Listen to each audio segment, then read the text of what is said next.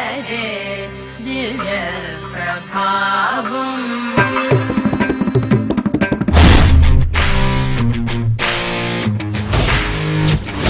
విడు 6 అడుగుల బుల్లెట్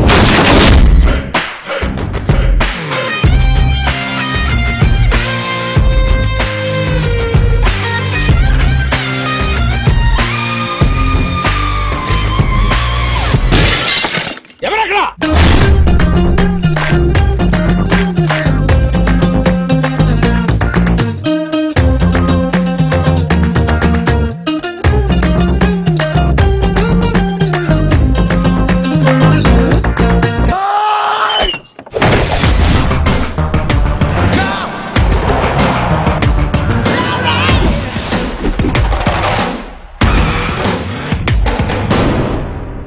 చూడప్ప సిద్ధప్ప, నేను సింహం లాంటోండి.